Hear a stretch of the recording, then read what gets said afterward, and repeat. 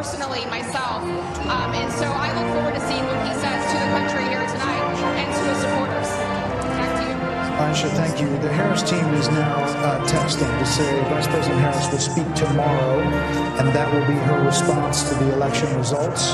That's all we have from the Harris team, which is really strange. I mean, from a PR perspective, Well, I also just think it's a shame because I remember when John Kerry did this to George W. Bush in 2004, and you work so hard, and I know that they're disappointed, but you should concede and let your opponent have their election night, and let them, everybody that's there at Mar-a-Lago, where they're involved at the convention center, like, let them have their moment without anyone. Like, I remember Andy Card had to come in and say, well, yes, we know we won, but we have to wait until John Kerry concedes, and then we all have to traipse back in the next morning and wait, and then, that moment, I don't think it's right.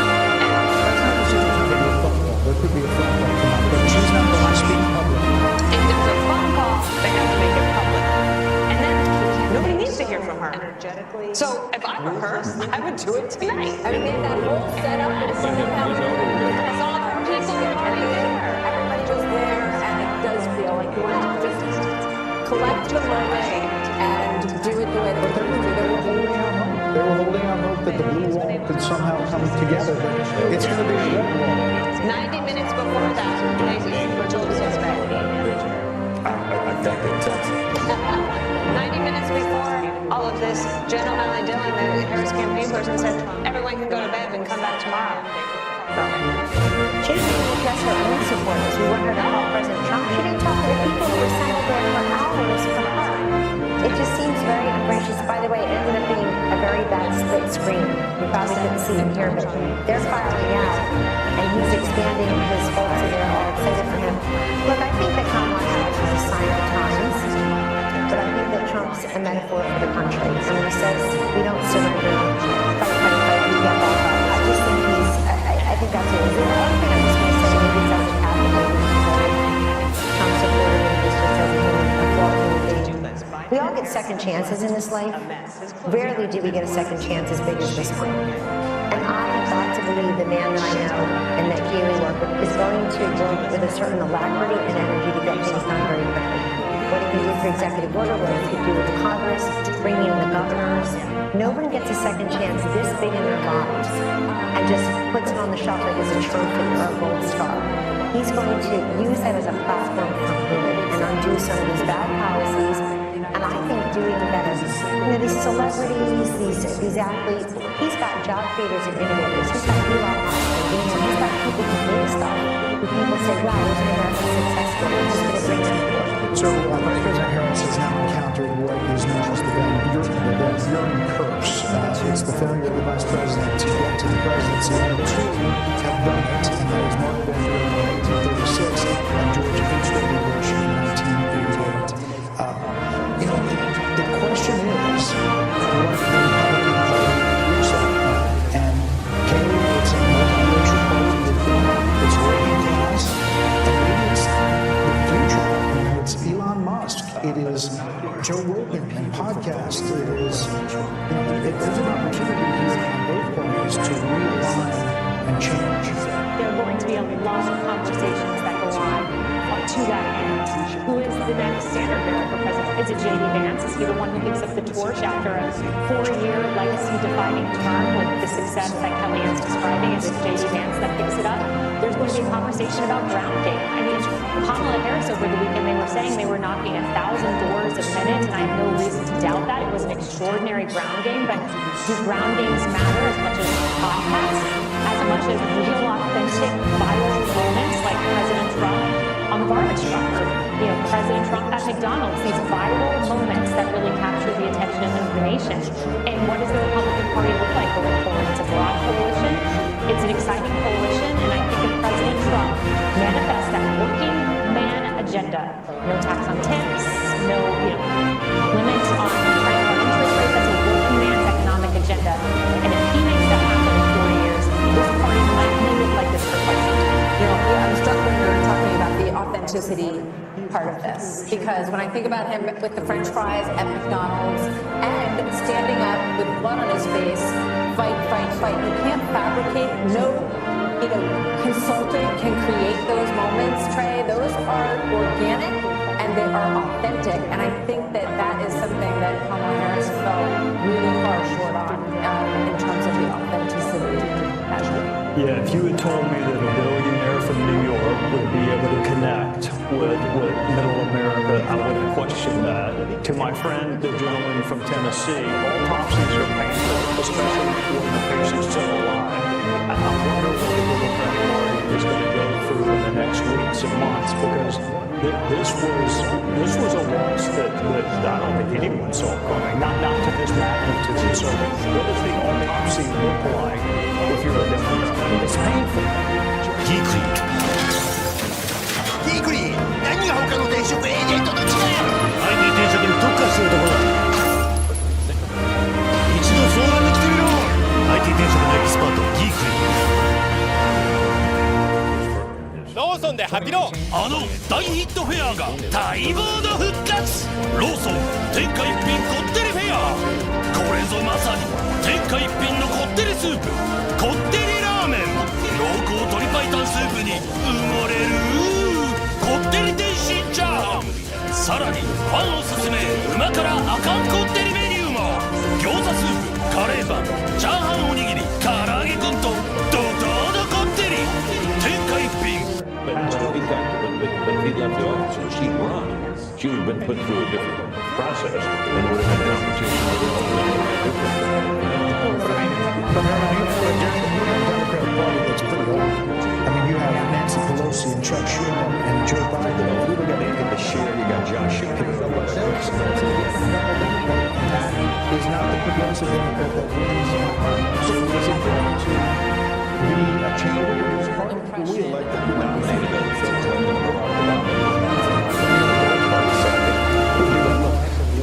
Tonight, what happened this evening, and what's happening last year in this round, there were those on this panel who didn't believe that this resurrection could have occurred. So if this can happen, things are possible in politics if you're willing to change and willing to have courage and determination. And whatever Democrats or anybody wants to say about this guy who's been elected our president, he personifies that courage and determination and persistence. So I think too, Trey, you're asking a serious question. Britt gave a very serious answer. I think that's going to be part of the answer. And we've got to look long and hard about whether or not the way we campaign sometimes with identity politics at the end, is that the right way to do it? But before we get there, we've got to get a purpose of the message. And we'll get there. We've got a long history of figuring these things out as a nation, as a party, and we'll figure it out this time.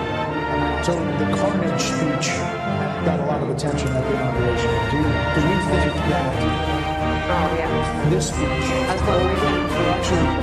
we're actually told that the teleprompters have been removed from the stage, so we could be in for a long time.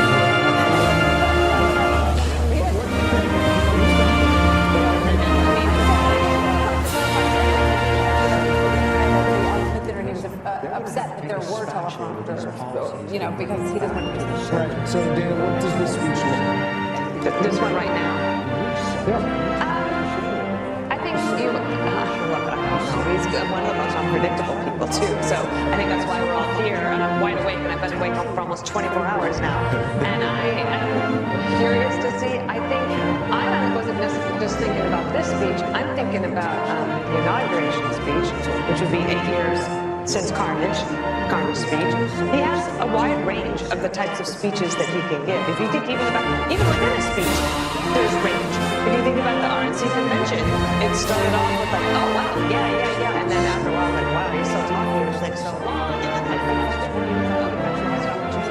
but he did it, and it's beautiful. These people take off work, drive somewhere in the middle of the night to go and get lunch. Very much. Stay at a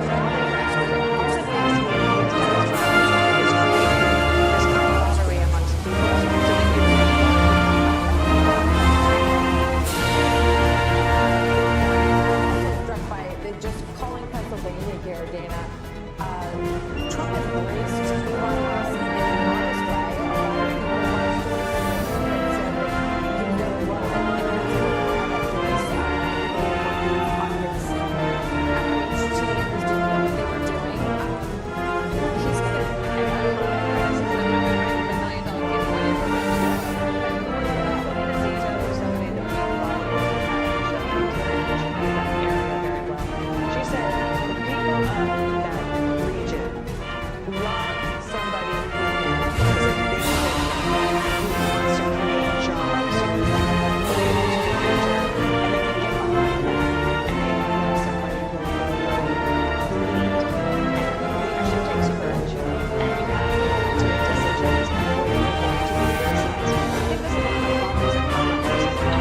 随着多家媒体预测川普名下宾州，川普所获得的选举人票已经铁定突破270票的门槛，这使他成为即将美国第47任总统。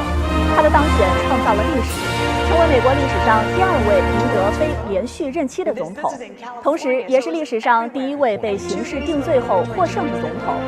在第3次竞选期间，川普躲过了2次暗杀，这在美国历史上也绝无仅有。川普将移民和经济作为2024年竞选的核心议题。他是。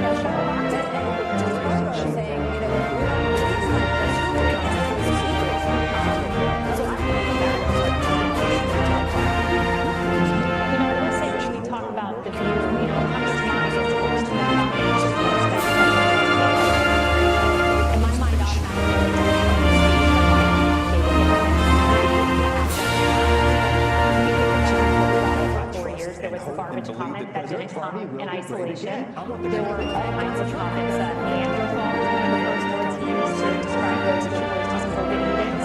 The Mark Cuban comment, who was an official surrogate of the McConnell campaign, and her, as mean as some of the controlling Donald Trump's tweets and Facebook people have talked with it. One thing I've challenged Democrats at times is one example of disparaging the resumption of capital.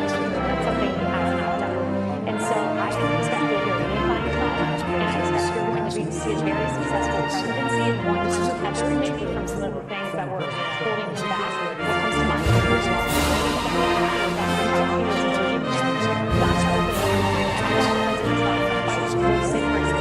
people are losing their jobs. We must open the country. He wanted to do it sooner than he did. I think he got his money was his instinct. He's going to be Trump that ultimately will be very successful in the next second. Joe Biden mentioned that unity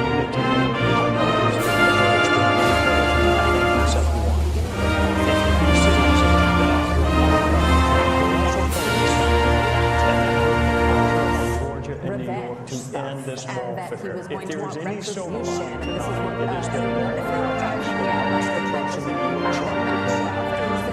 need a justice system that really needs to work on reforms, that we got to stop this prosecution.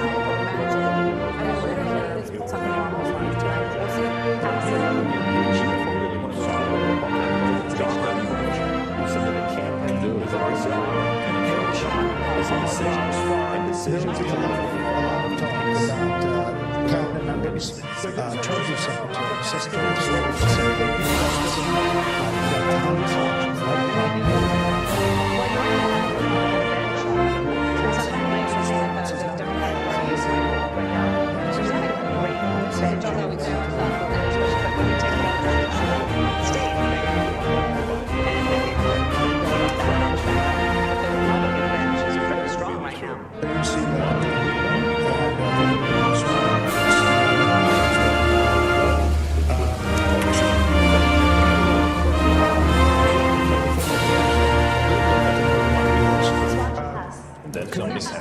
Can we say tonight, Georgia, that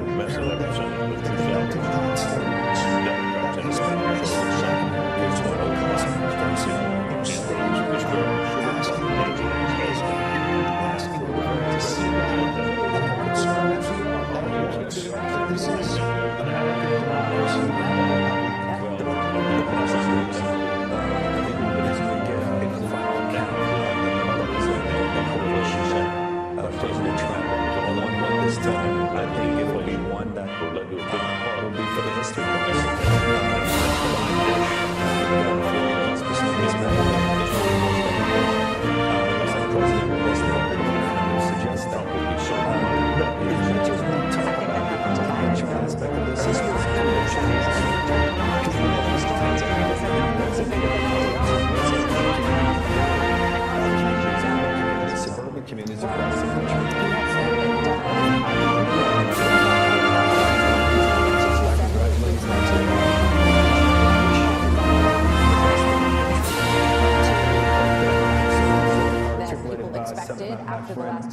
Kellyanne, of course, we that will be they're taking not ourselves to realizing their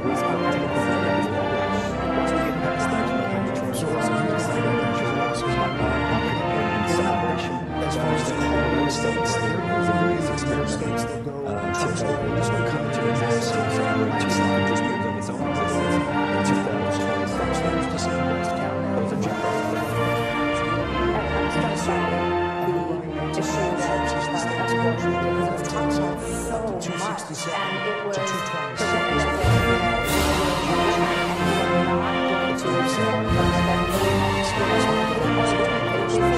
as a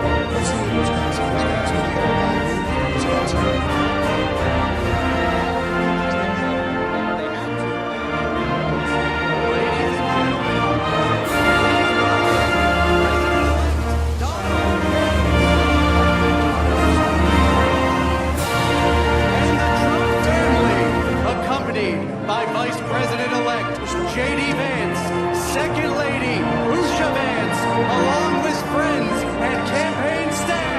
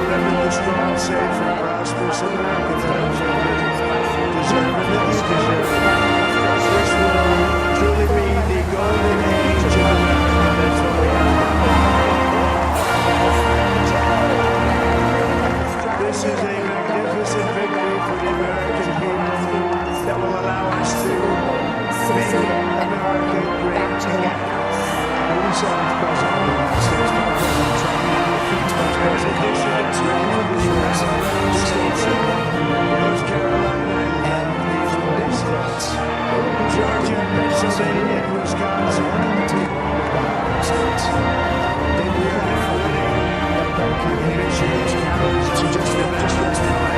Now it is possible Resulted in scaring us these 350 states.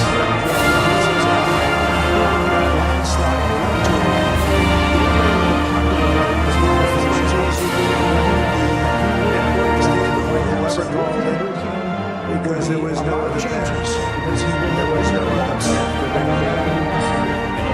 We also have won the popular vote. That is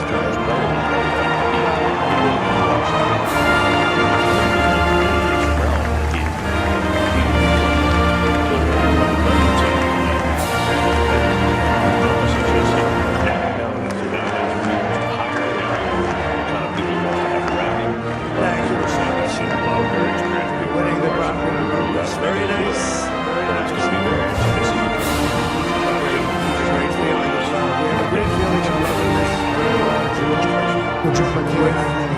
unbelievable people standing by my side. These people have been the last of these drugs all day. Made the journey with me.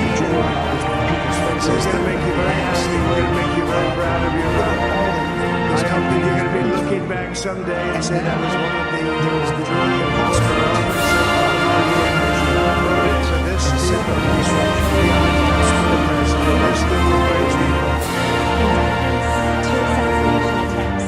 America has given us an unprecedented and powerful mandate. We have taken back control of the Senate while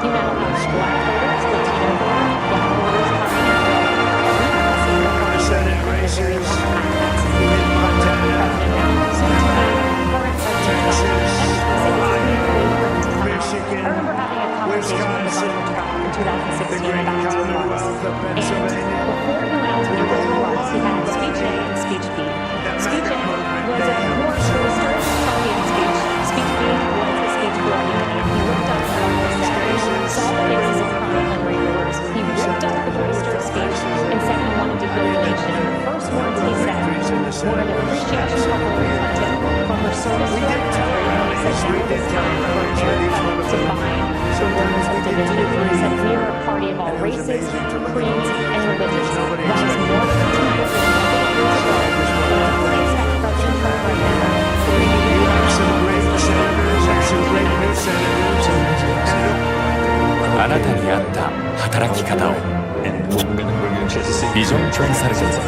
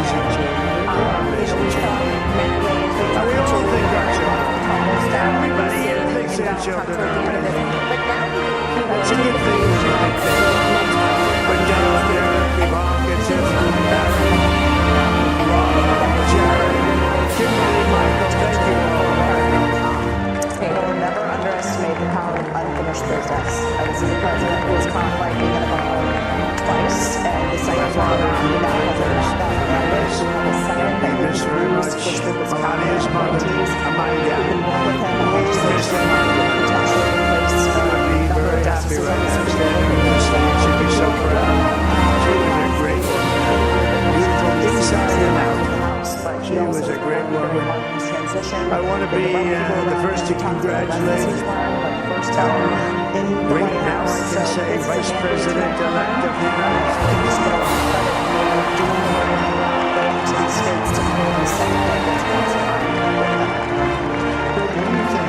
The analysis is going to be, we're going to be a lot of time to digest all of this before this president incomes goes Mississippi. What do you think the analysis of the blue side is? And he is a feisty guy. Go into the enemy camp.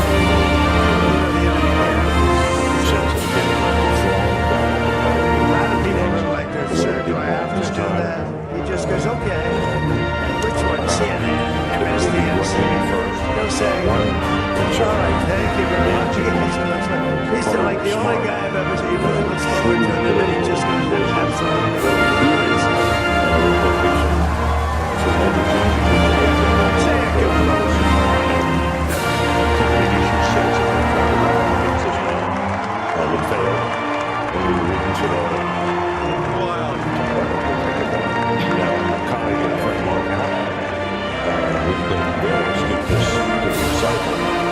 Well, Mr. President, I appreciate you allowing me to join you on this field. I thank you for the trust that you placed in me.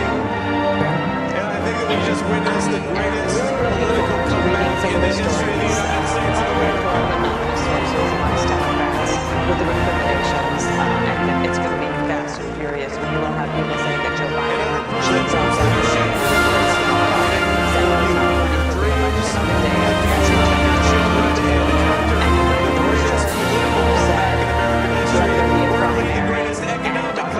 American history under Donald Trump's leadership. And I wonder how chilly that White House is going to be for the next 90 days as they try to figure it out. Let me just say, as Vice President of the United States, the election results on January 6th. I took it a little heat at the beginning. The trade was a good one. It's organized, and it's a great education, I think, for people who have great high passions in this race or Democrats who first supported Joe Biden. Lost that Because the party switched to that. Lost that January 2nd, I think, don't know what And there's a thing called special. We have to make it so. We're going to make this so great. It's going to be the greatest country, and potentially the greatest country in the world by far. And right now, we're working very hard to get all of that back. And make it the best it's ever been. We can do that. We just did. We had to wait longer. We're going to have to seal up those borders and have to let people come into our country. We want people to come back in. But we have to let them come back in. But they have to remember Let me also express my tremendous appreciation for Susie and Chris, the job you did.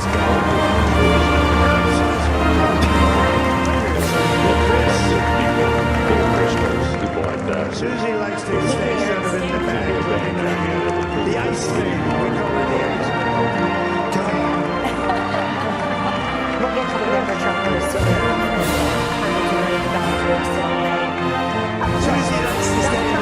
She's not in the back. I don't want to be remiss here. He is talking about energy independence. This was unexpected, but I just want to thank Vice President this journey. No new fraud is getting out of the independence we currently have. Respecting and resourcing law enforcement. This team that we had, the best team, and of course, even my boss, the best. Thank you.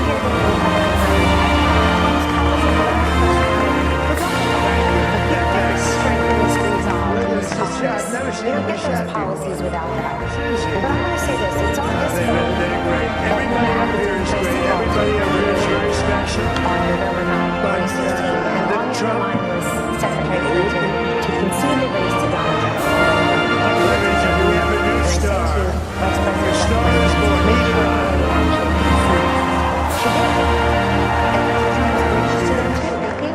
Now he's an amazing guy. We were sitting together tonight. We spent 2 weeks in Philadelphia.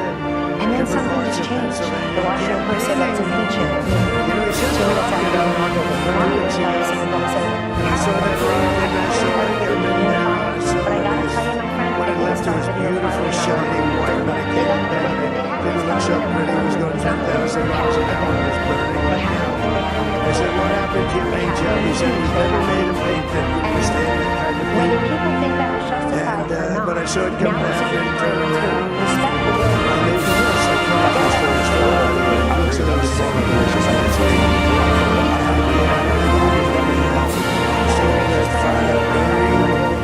and it's only Elon can do this. It must be an Elon. And I told the story. I told it last night. I had a man on the phone.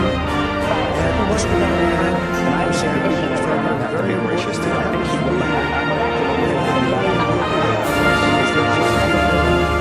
I would say the Constitution. I was going to say, I was president and now with the team. I was the president again. So I figured I could ask him to hold. So I asked him to hold. Because especially because you're going to be president again. So I took the phone back and I looked at his good seems crazy. I said, the gantry. And I said, oh no. And I said, give me 5 minutes. I thought it was a space age rumor or something. I put the phone down. Then when I did but this spaceship came down and I saw those engines firing. So the fire blew out from the left side and put its speed. It came down and so it talked about a lot in terms of the release of these endorsements.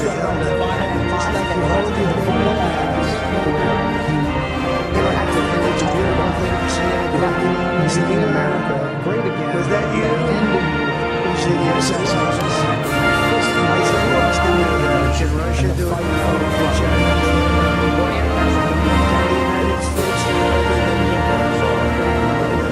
That's why I love you, Elon. That's right. And you know when we had the tragic hurricane Helene, and it hit that particular as big as balloons, lakes and nothing feels became lakes. The danger was the energy the people from the true the energy the rest of us are responsible for you to speak to us. Starlink. I said, what's Starlink? It's a form of communication. So and I'll tell you that it's very dangerous people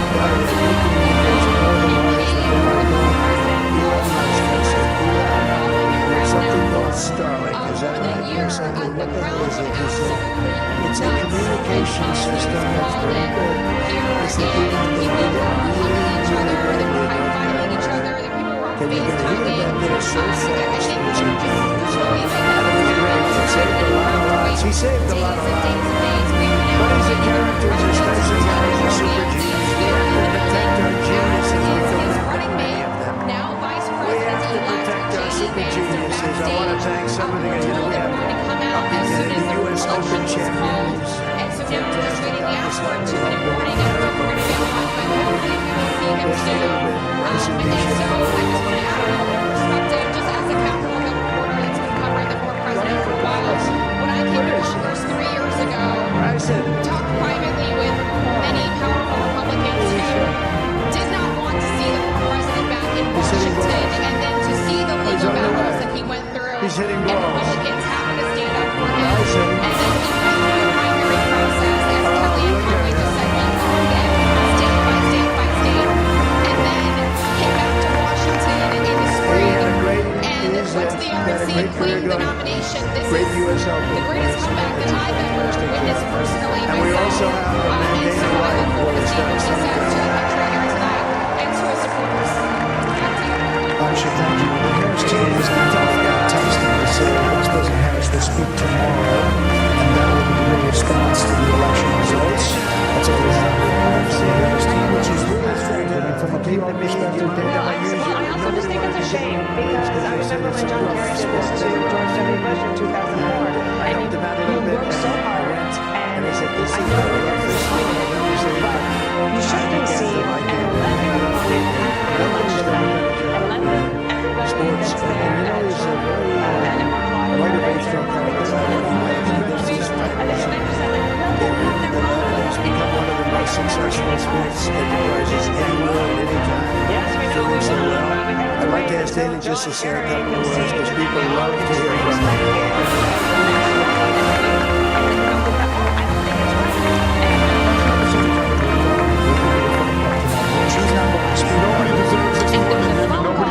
this more than his family does. This is what happens when the machine comes at you. You see it over the last 7 years. This is what it looks like. Couldn't stop him. He keeps coming forward. He doesn't quit.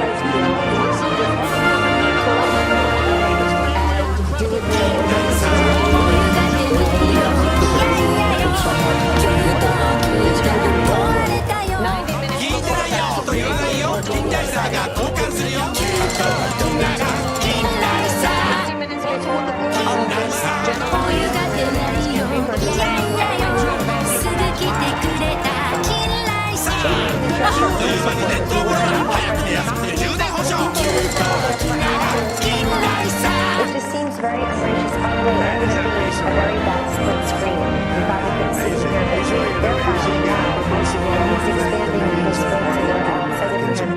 Look, I think that Kamala Harris is a sign of the times, but I think that Trump's a metaphor for the country. And when he says we don't surrender, fight, fight, fight, we get back up. I just think I think that's what it is. The other thing I just want to say, maybe it's as a Catholic, maybe it's just as a Trump supporter, maybe it's just as a flawed human being.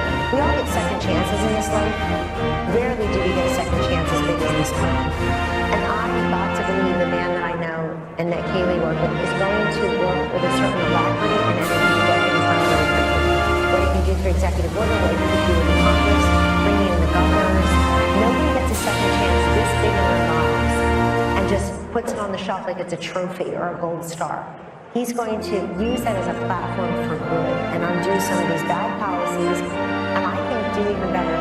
You know, these celebrities, these athletes, he's got job creators and innovators. He's got Elon Musk and Dino, and he's got people who make stuff, who people say, wow, there's an American success story, and he's going to bring them aboard. So Vice President Harris has now encountered what is known as the Van Buren curse. It's the failure of the Vice President to get to the presidency. Only two have done it, and that is Mark Van Buren in 1836 and George H.W. Bush in 1988. The question is what the Republican Party looks like now. And Kayleigh, it's a multiracial party to your point. It's working class, and maybe it's the future. I mean, it's Elon Musk. It is Joe Rogan and podcast. It is, there's an opportunity here on both parties to realign and change. There are going to be a lot of conversations that go on to that end. Who is the next standard bearer? Is it J.D. Vance? Is he the one who picks up the torch after a 4-year legacy-defining term with the success that Kellyanne's describing? Is it J.D. Vance that picks it up? There's going to be a conversation about ground game. I mean, Kamala Harris over the weekend, they were saying they were knocking 1,000 doors a minute, and I have no reason to doubt that. It was an extraordinary ground game, but do ground games matter as much as podcasts? As much as real, authentic, viral moments like President Trump on the garbage truck or, President Trump at McDonald's, these viral moments that really captured the attention of the nation. And what does the Republican Party look like going forward? It's a broad coalition.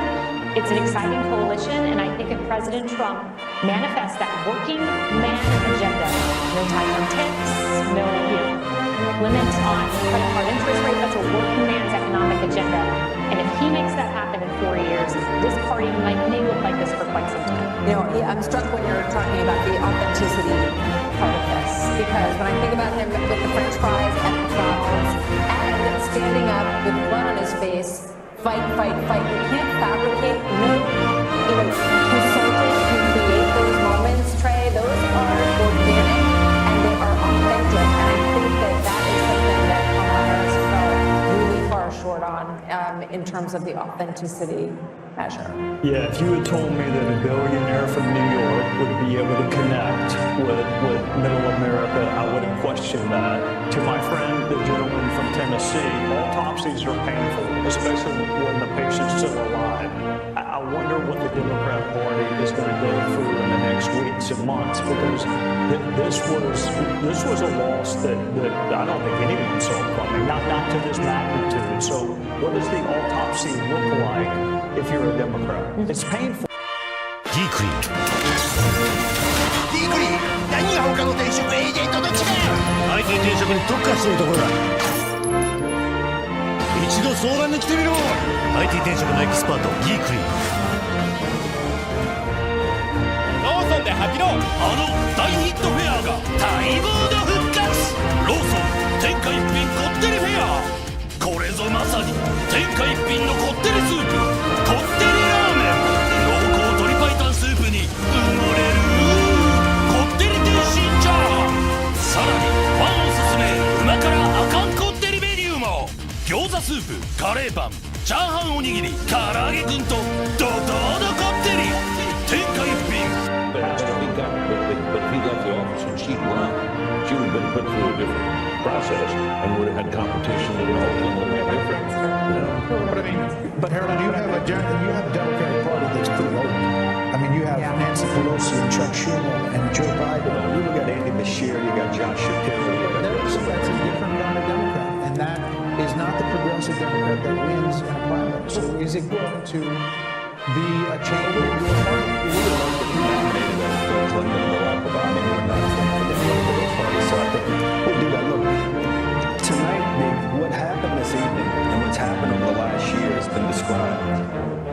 There were those on this panel who didn't believe that this resurrection could have occurred. So if this can happen, things are possible in politics if you're willing to change and willing to have courage and determination. And whatever Democrats or anybody wanted to say about this guy who's been elected our president, he personified that courage and determination and persistence.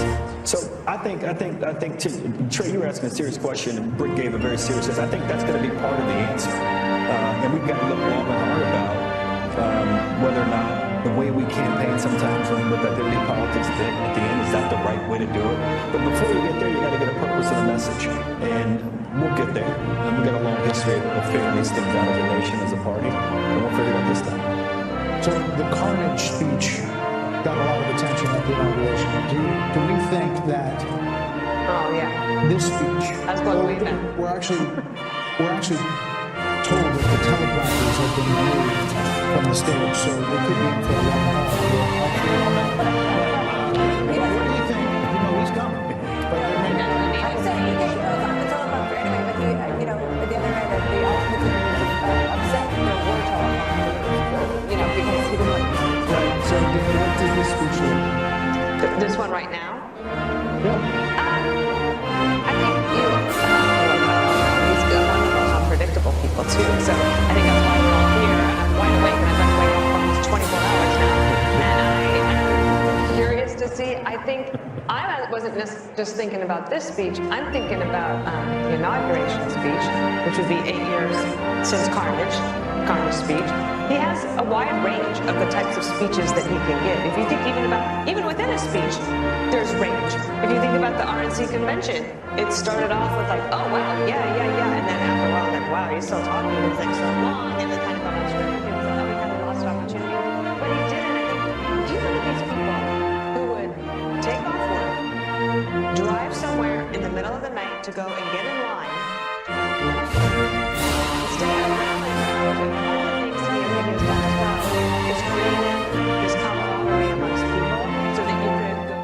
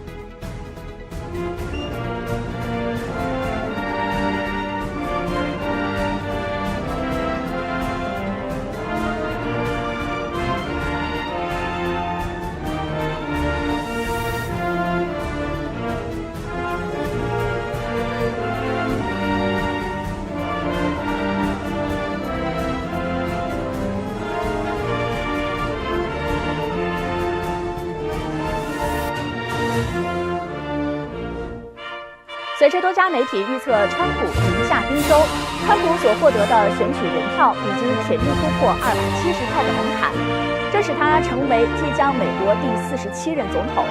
他的当选创造了历史，成为美国历史上第2位赢得非连续任期的总统，同时也是历史上第1位被刑事定罪后获胜的总统。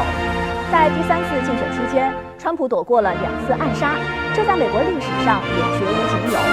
川普将移民和经济作为2024年竞选的核心议题。他是。Racism, sexism, it's eyesight and hearing. We were listening and blocking them.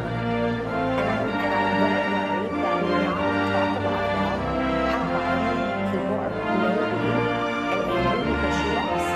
I'm afraid of that. I mean, I can just imagine thinking about the View, and a week or so ago, they were saying, what was wrong with someone who would vote for Michelle Obama? And just Barbara was saying, we weren't raised like this. Who raised these people?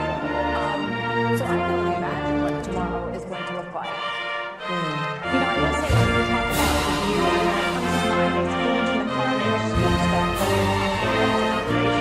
in my mind, automatically went to the unity speech that Biden gave, and he mentioned unity a half dozen times. But when you think about what we got over COVID, is there was a bunch of time that didn't come in isolation. There were all kinds of comments that Neanderthals were one of the first words he used to describe those who opposed his COVID edicts. The Mark Cuban comment, who was the as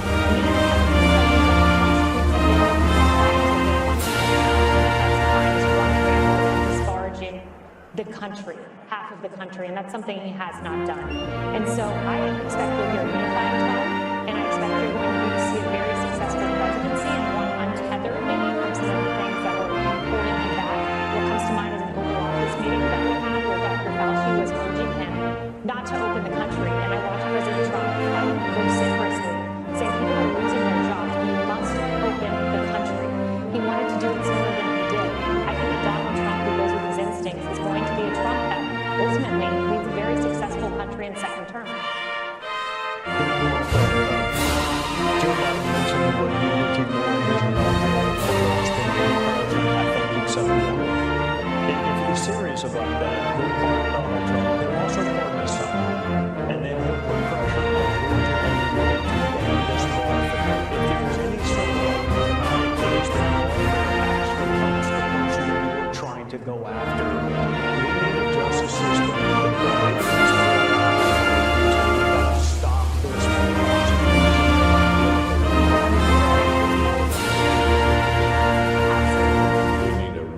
solid Attorney General. John Ratcliffe.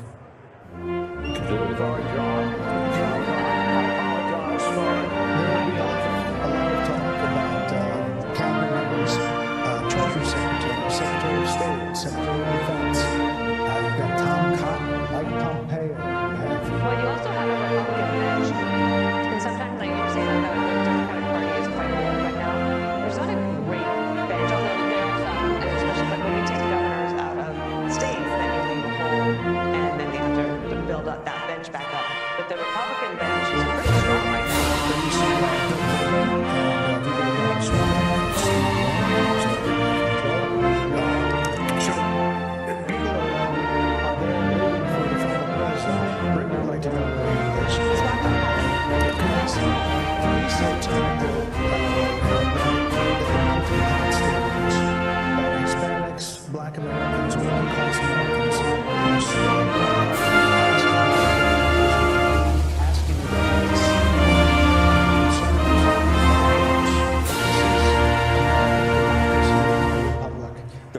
The process works.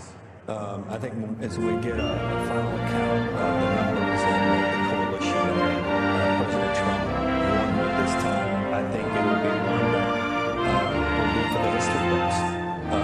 President Bush, I think, got 40+% of the Hispanic vote. George Bush, W. Bush, looks like President, at least the preliminary numbers suggest that.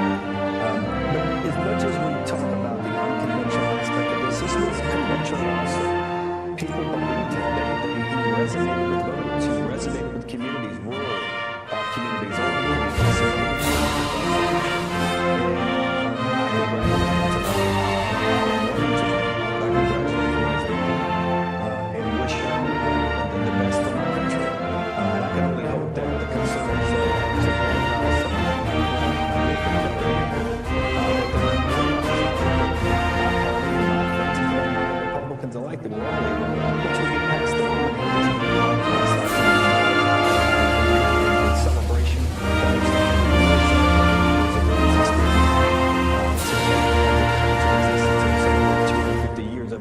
existence in 2026. So those are my thoughts. I'm struck by the issue of abortion because it was talked about so much, and it was presented as if, you know, you're a woman and you are not going to support her, then you hate all women. They said that husbands, were hateful towards their wives and women in their lives if they didn't support this candidate. And I think it just goes to show that kind of, manipulating, it doesn't win.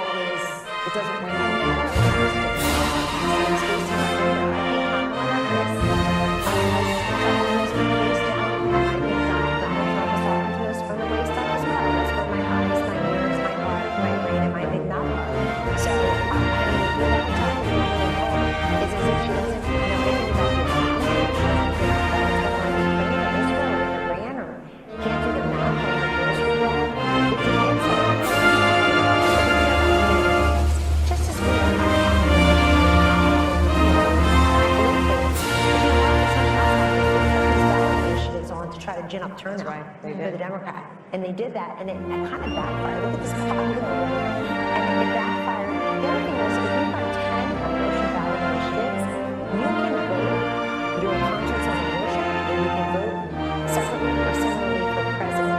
So the presidential race was not a prophecy for your position on abortion. By the way, somebody said the statistics, over $500 million spent on ads about abortion. $500 million in this country, out of $60 billion Brett is talking about. $37 million for pro-lifers. The rest was the pro-choicers. I mean, it's just insane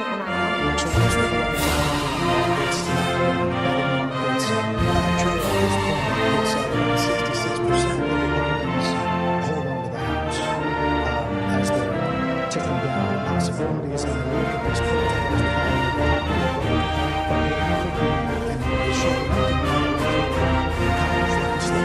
truly control the White House, the Senate, and the House.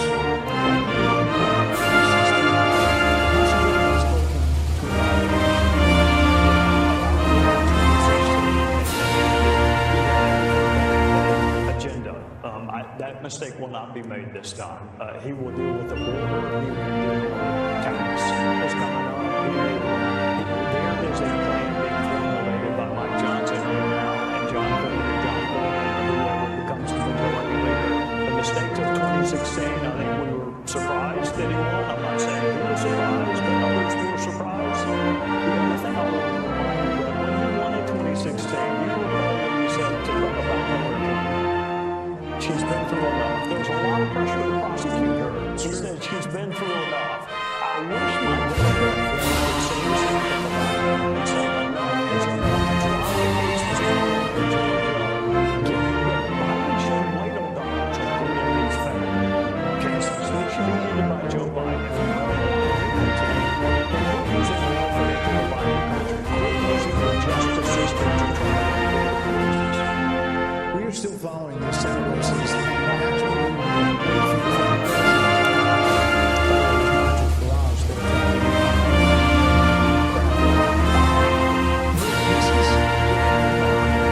Some of these races were not even suspected to be close, expected to be close. Mike Rogers, he was a long shot at one point against Mississippi. Chairman of the House Intelligence Committee. But Sam Brown was essentially, he was not going to win. He was not on the switch. But he was a competent candidate. Once again, we had Sam Brown right there, 48.1, 47.2, 8% in Jackie Rose. the news on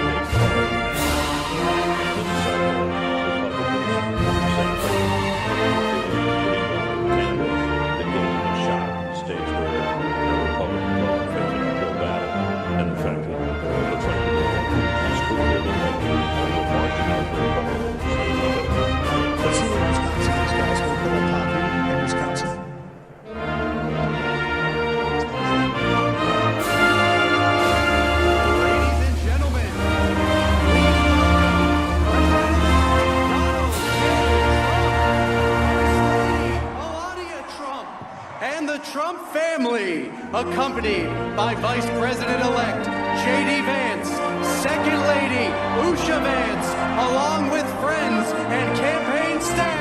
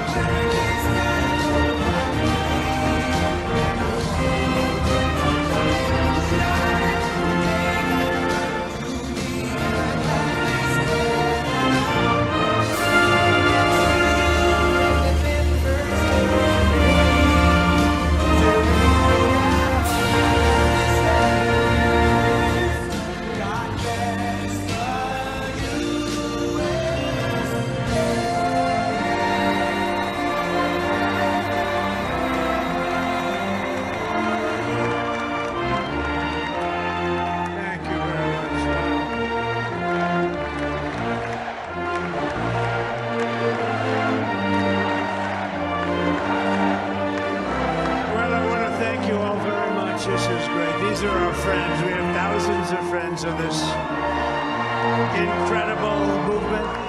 This was a movement like nobody's ever seen before. And frankly, this was, I believe, the greatest political movement of all time. There's never been anything like this in this country, and maybe beyond. And now it's going to reach a new level of importance because we're going to help our country heal. Help our country heal. We have a country that needs help, and it needs help very badly.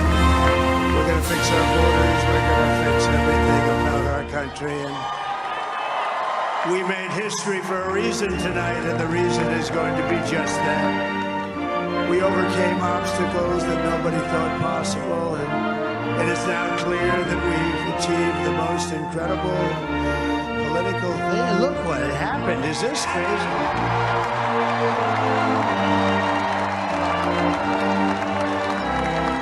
But it's a political victory that our country has never seen before, nothing like this. I want to thank the American people for the extraordinary honor of being elected your 47th president and your 45th president. And every citizen, I will fight for you, for your family, and your future. Every single day I will be fighting for you with every breath in my body.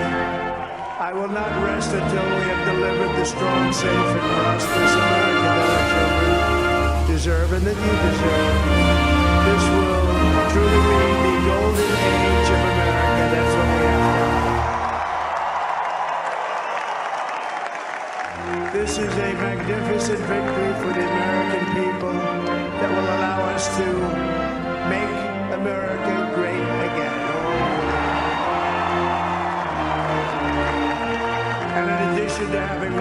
battleground states of North Carolina. I love these places. Georgia, Pennsylvania, and Wisconsin. We are now winning in Michigan, Arizona, Nevada, and Alaska, which would result in us carrying at least 350 electoral votes.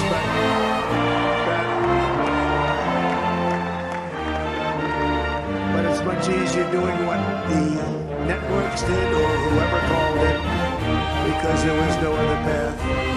There was no other path to victory. We also have won the popular vote.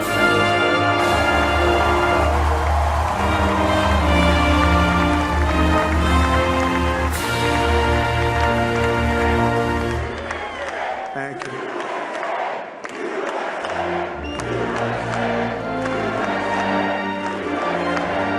Thank you very much.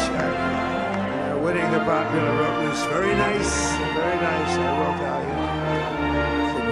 It's a great feeling of love. We have a great feeling of love in this very large room with unbelievable people standing by my side. These people have been incredible. They've made the journey with me, and we're going to make you very happy. We're going to make you very proud of your vote. I hope that you're going to be looking back someday and say that was one of the truly important moments of my life when I voted for this group of people beyond the president, this group of great people. America has given us an unprecedented and powerful mandate. We have taken back control of the Senate.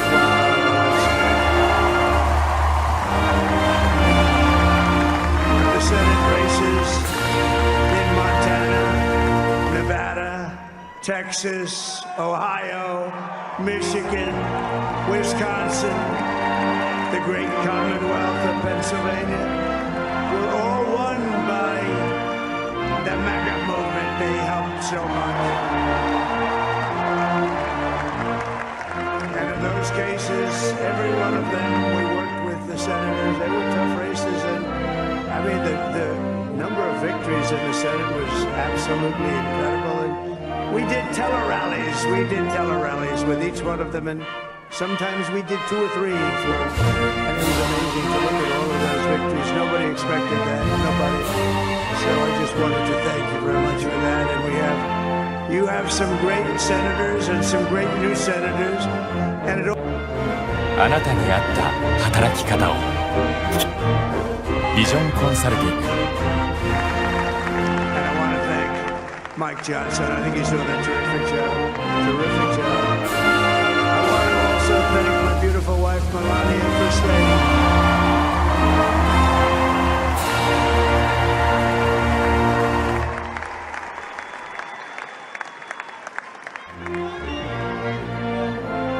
Who has the #1 best-selling book in the country? Can you believe it?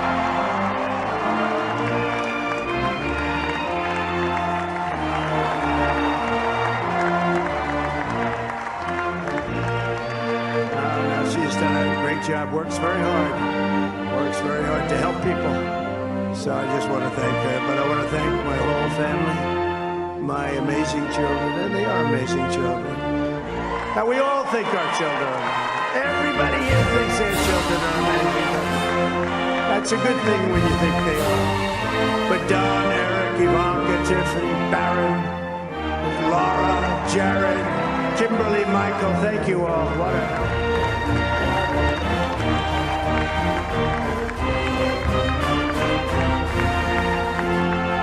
My father-in-law, Victor, is tremendous, and we miss very much Melania's mother, Amalia.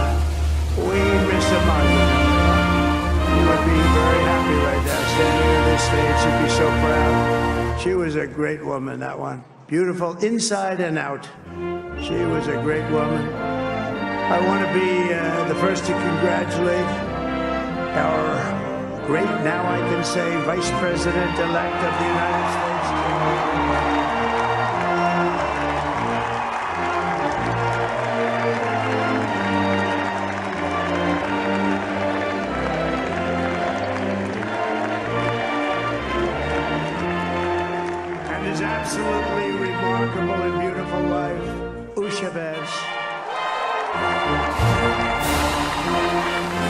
And he's a feisty guy, isn't he? You know, I've said, go into the enemy camp. And you know, the enemy camp is certain networks. A lot of people don't like to, sir, do I have to do that? He just goes, okay. Which one? CNN, MSDNC? He'll say, all right, thank you very much. He actually looks like, he's still like the only guy I've ever seen who really looks forward to it, and then he just goes in absolutely obliterates it. Say a couple of words.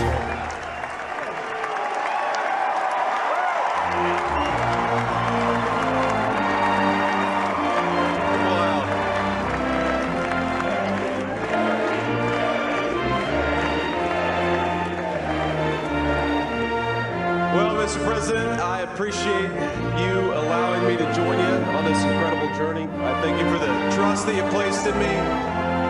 And I think that we just witnessed the greatest political comeback in the history of the United States of America.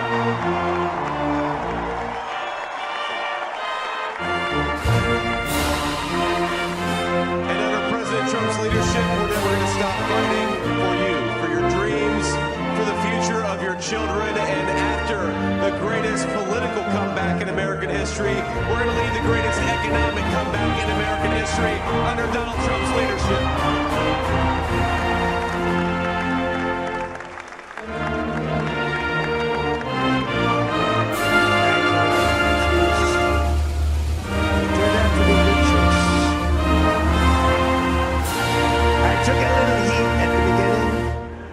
But he was, I knew the brain was a good one, about as good as it gets. And we love the family, and we're going to have a great 4 years, and we're going to turn our country around, make it something very special. It lost that little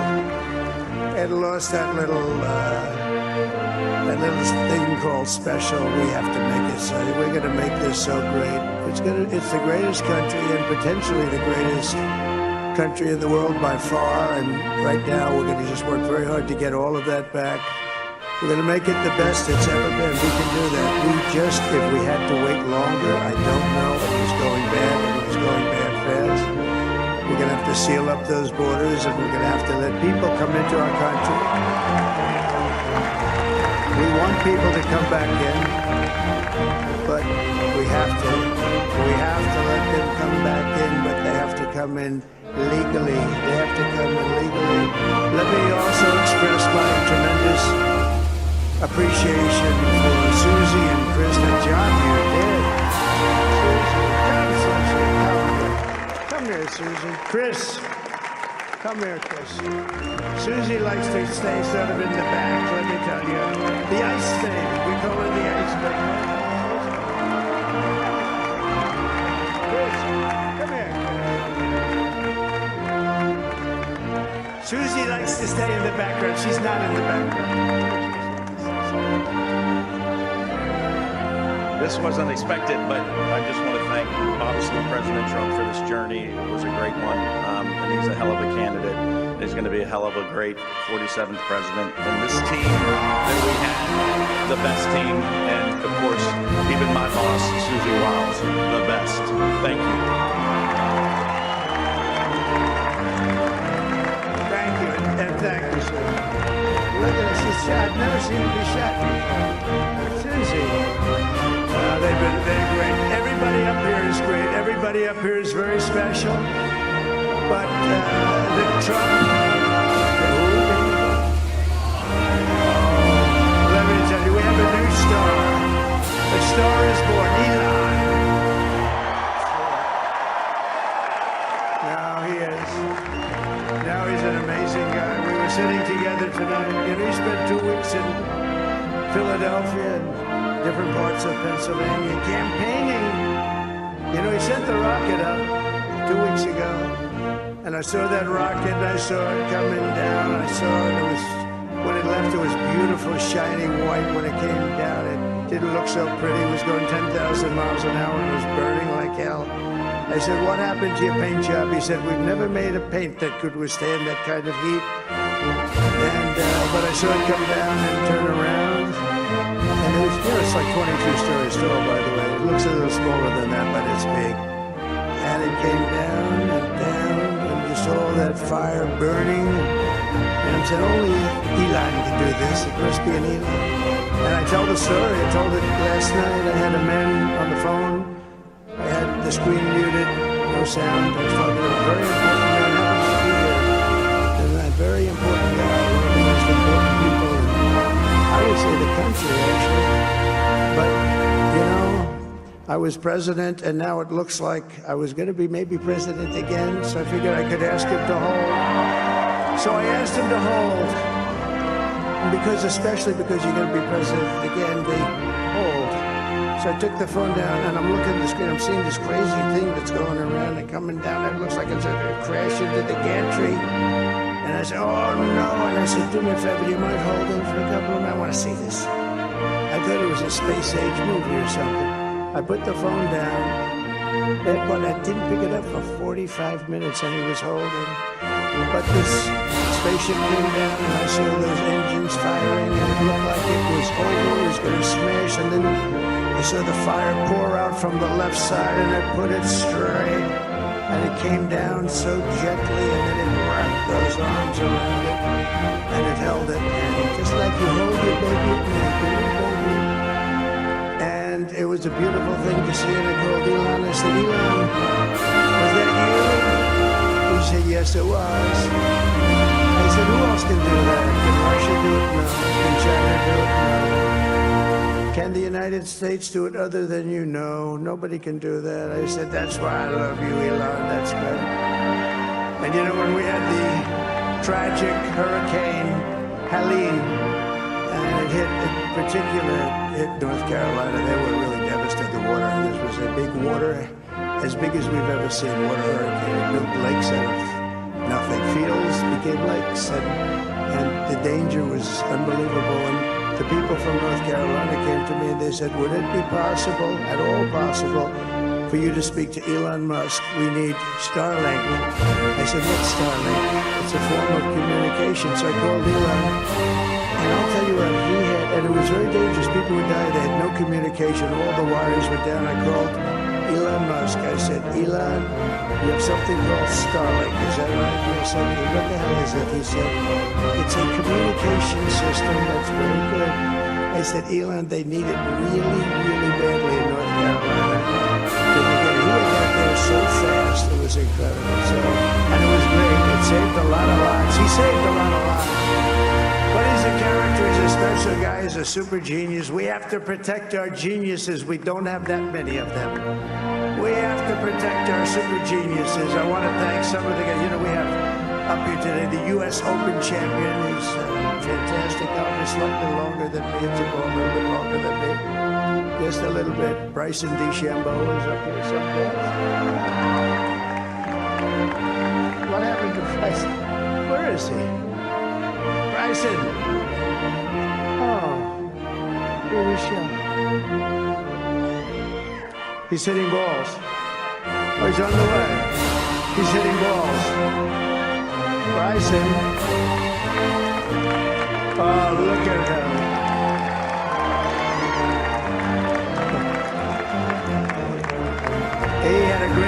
He's got a great career going. Great U.S. Open. That's a fantastic job. And we also have a Mandana White who has done some job.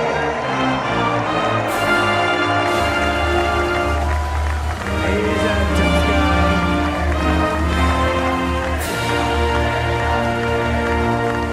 So Dana started UFC and came to me, do you mind if I use your... Nobody wanted to give me rings because they said it's a rough sport, a little rough. I helped him out a little bit, and I went, and he said, this is the roughest sport I've ever seen, but I began to like it, and he loved it, and nobody's done a better job in sports. And you know, he's a very motivational kind of a guy, what he does. He gets these fighters, and they really go at it. It's become one of the most successful sports enterprises anywhere at any time. Doing so well. I'd like to ask Amy just to say a couple of words because people love to hear from him.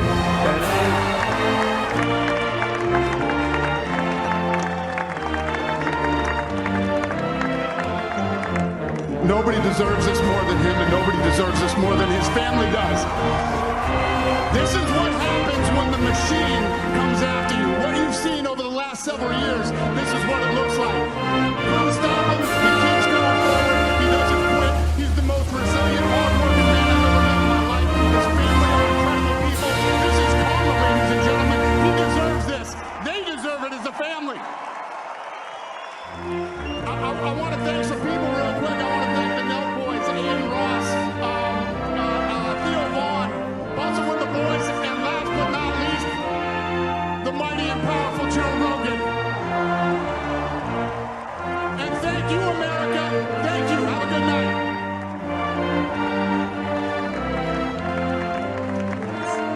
That is a piece of work. He's really an amazing guy. But most of all, I want to thank the millions of hardworking Americans across the nation who have always been the heart and soul of this really great movement. We've been through so much together, and today you showed up in record numbers to deliver a victory like really probably like no other. This was something special, and we're gonna pay you back. We're gonna do the best job. We're going to turn it around. It's got to be turned around. It's got to be turned around fast. And we're going to turn it around. We're going to do it in every way, in so many ways, but we're going to do it in every way. This will forever be remembered as the day the American people regained control of their country.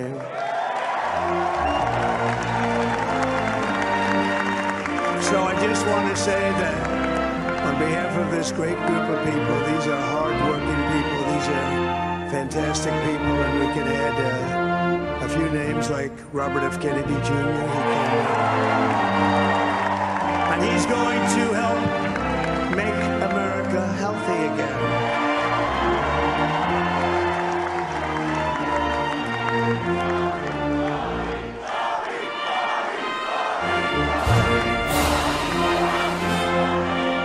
And now he's a great guy. He really means it. He wants to do some things, and we're going to let him go to it. I just said, but Bobby, leave the oil to me. We have more liquid gold, oil and gas. We have more liquid gold than any country in the world, more than Saudi Arabia. We have more than Russia. Bobby, stay away from the liquid gold. Other than that, go have a good time, Bobby. We're going to be paying down debt. We're going to be reducing taxes. We can do things that nobody else can do. Nobody else is going to be able to do it. China doesn't have what we have. Nobody has what we have. But we have the greatest people also. Maybe that's the most important thing. This campaign has been so historic in so many ways. We've built the biggest, the broadest, the most unified coalition. They've never seen anything like it in all of American history. They've never seen it. Young and old, men and women, rural and urban. And we had them all helping us tonight. When you think, I mean, I was looking at it, I was watching it. They had some great analysis of the people that voted for us. Nobody's ever seen anything like that. They came from all quarters, union, non-union, African American, Hispanic American, Asian American, Arab American, Muslim American. We had everybody, and it was beautiful. It was a historic realignment, uniting citizens of all backgrounds around a common core of common sense. You know, we're the party of common sense. We want to have borders. We want to have security. We want to have things be good, safe. We want great education. We want a strong and powerful military, and ideally we don't have to use it. You know, we had no wars. 4 years we had no wars, except we defeated ISIS. We defeated ISIS in record time, but we had no wars. They said, he will start a war. I'm not going to start a war. I'm going to stop wars. But this is also a massive victory for democracy and for freedom. Together we're going to unlock America's glorious destiny. We're going to achieve the most incredible future for our people. Yesterday, as I stood at my last stop on the campaign trail, I'll never be doing a rally again. Can you believe it? I think we've done 900 rallies approximately from them. Can you imagine? 901 something, a lot of rallies. And it was sad. Everybody was sad. Many people, I said, this is our last rally. But now we're going on to something that's far more important because the rallies were used for us to be put in this position where we can really help our country. That's what we're going to do. We're going to make our country better than it ever has been. And I said that many people have told me that God spared my life for a reason.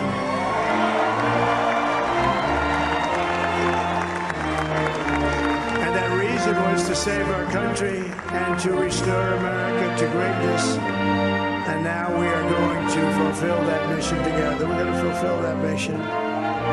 The task before us will not be easy, but I will bring every ounce of energy, spirit, and fight that I have in my soul to the job that you've entrusted to me. This is a great job. There is no job like this. This is the most important job in the world.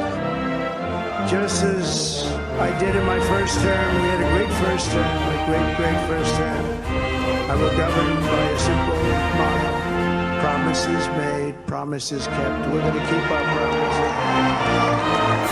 Nothing will stop me from keeping my word to you, the people. We will make America safe, strong, prosperous, powerful, and free again.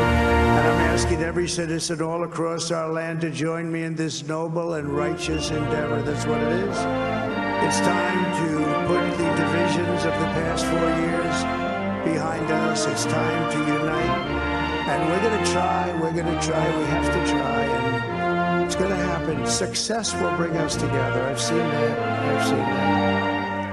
I saw that in the first term when we became more and more successful. People started coming together. Success is going to bring us together, and we are going to start by all putting America first. We have to put our country first for at least a period of time. We have to fix it. Because together we can truly make America great again for all Americans. So I want to just tell you what a great honor this is. I want to thank you. I will not let you down. America's future will be bigger, better, bolder, richer, safer, and stronger than it has ever been before. God bless you and God bless America. Thank you very much.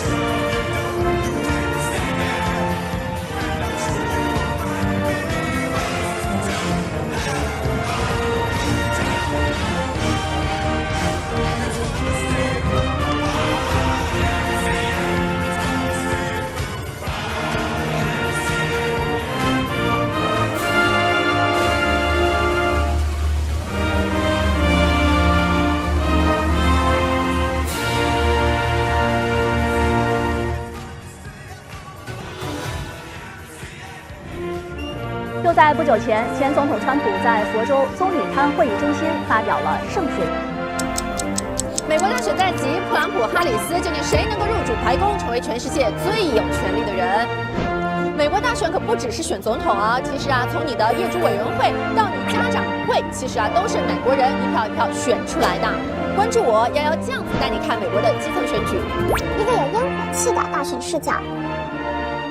回顾过去50年美国的投票历史，就不难发现，虽然没有总书记要求在美华人要有2个维护绝对忠诚，但大多数在美华人却还是民主党的铁杆粉丝，华人社区也是民主党的票仓。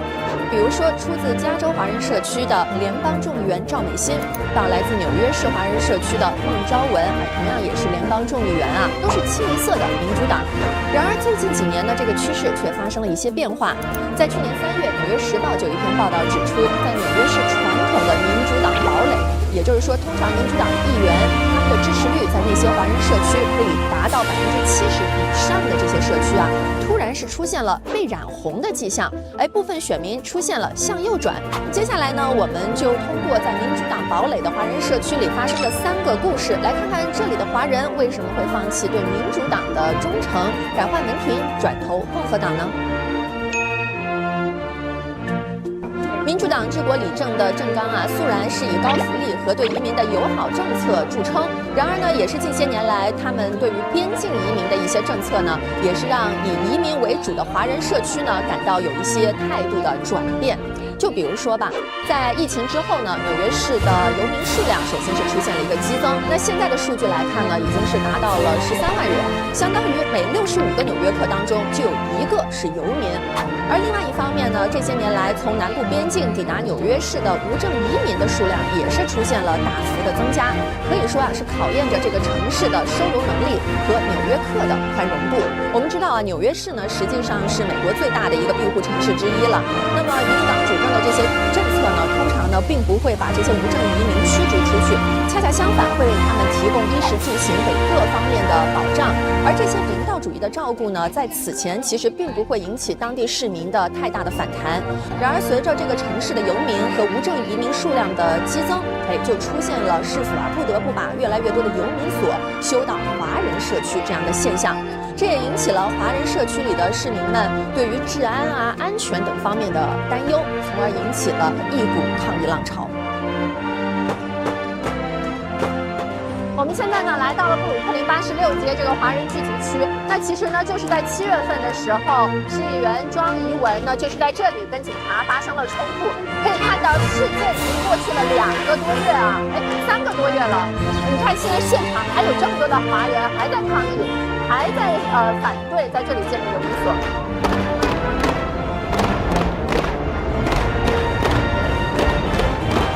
已经1个多月了，每天风雨不足。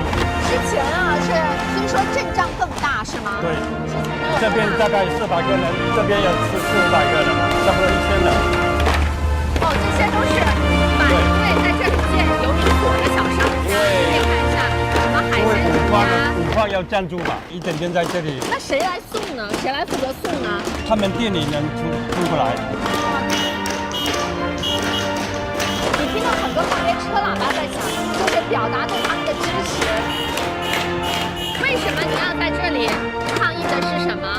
就是说他的安全哦，保证那个人住在这里，这里不安全的人家住在这里哪里怎么安全？我住在这里，代表自己过来这里。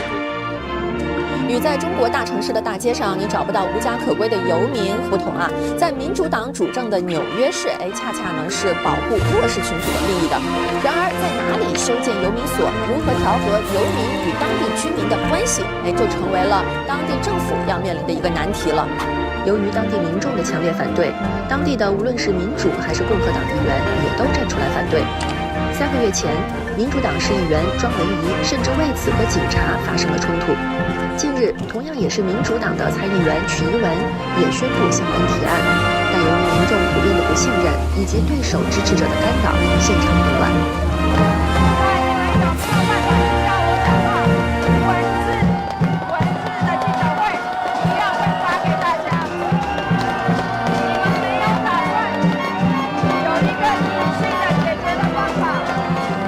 他在这个地方是不能盖游民所的，所以他的许可是要先盖一个酒店，再把酒店 contract 变成一个游民所。所以今天我在今天开的这个记者会的目的，就是要阻止市政府